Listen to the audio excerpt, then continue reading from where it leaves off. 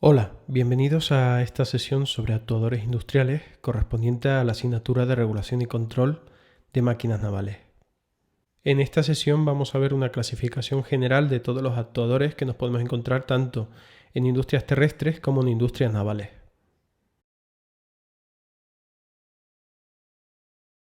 Desde el punto de vista de la energía que necesitan para su funcionamiento, nos podemos encontrar con actuadores eléctricos, actuadores neumáticos y actuadores hidráulicos.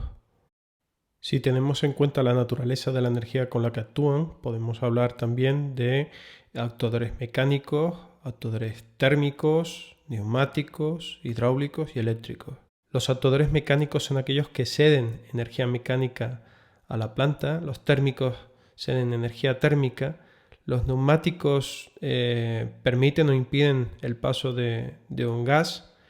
Los hidráulicos permiten o impiden el paso de un líquido, como puede ser el agua, y los eléctricos cortan o permiten el paso del fluido eléctrico. Atendiendo al tipo de accionamiento, todos los controladores anteriores pueden ser de tipo continuo, cuando la variable de salida puede mantener o puede tener cualquier valor a lo largo del tiempo, o tipo todo nada, cuando la variable de salida solo puede tener dos valores, normalmente correspondientes al 0% y al 100% de la salida. Por último, atendiendo al movimiento del actuador, podemos hablar de actuadores lineales y actuadores rotativos.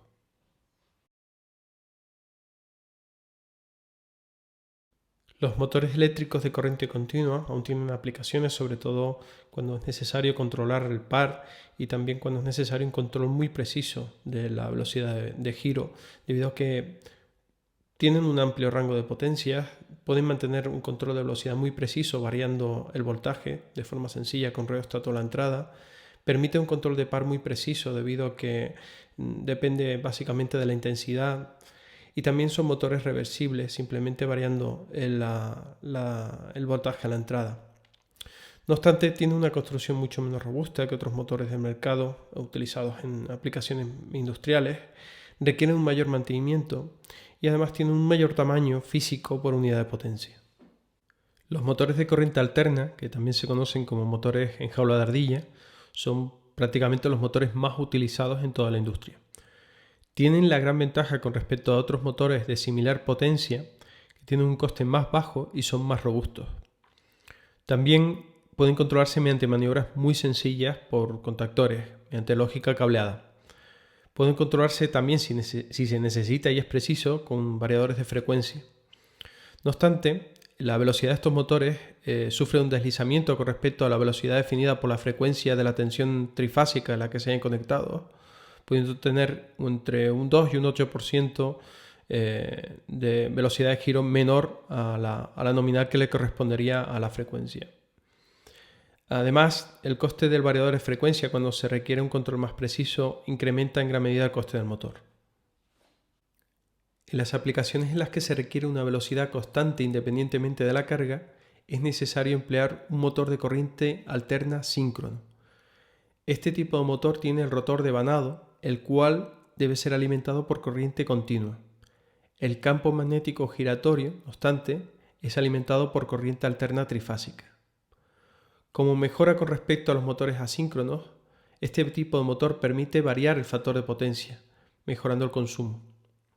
No obstante, son motores más caros y más complejos, constructivamente hablando, que los asíncronos, y requieren además de un sistema de arranque auxiliar que le permita alcanzar la velocidad de sincronismo antes de alimentar el motor propiamente dicho. Asimismo, son motores que requieren un mayor mantenimiento. Cuando en vez de potencia se requiere una precisión muy alta a velocidades muy bajas, el motor adecuado es un motor paso a paso. Son motores extremadamente precisos que no requieren una potencia muy alta. Otra opción de alta precisión es el empleo de un servomotor eléctrico. Tienen como ventaja un posicionamiento extremadamente preciso, apto para el control de máquina-herramienta, como por ejemplo las máquinas de control numérico, o como preaccionador de válvulas de control, de sistemas de control de caldera, etc. Como desventaja requiere un circuito de control interno, un circuito de enlazo cerrado, y además la potencia es muy limitada normalmente debido a que emplean un motor de corriente continua, que requiere el uso de un juego de engranajes que permita amplificar la potencia.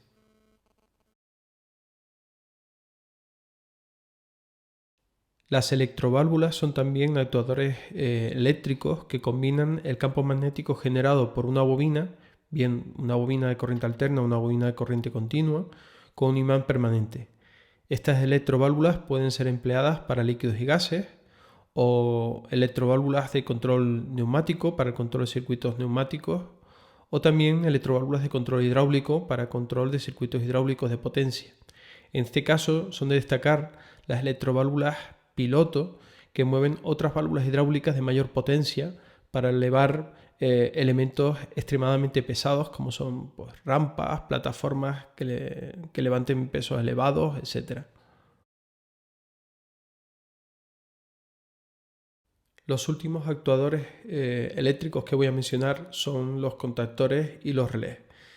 Los contactores son elementos de potencia que transmiten energía a los elementos de consumo, como pueden ser normalmente motores eléctricos. Estos pueden ser tanto de tipo electromecánico como de estado sólido, no teniendo partes móviles. Los relés, sin embargo, se ubican en la parte de maniobra, forman parte de la lógica de control, también pueden ser electromecánicos y de estado sólido, pero no admite una potencia elevada, pudiendo tener como consumidores como mucho pues, lámparas, elementos de señalización y demás. Los actuadores neumáticos pueden ser lineales o rotatorios.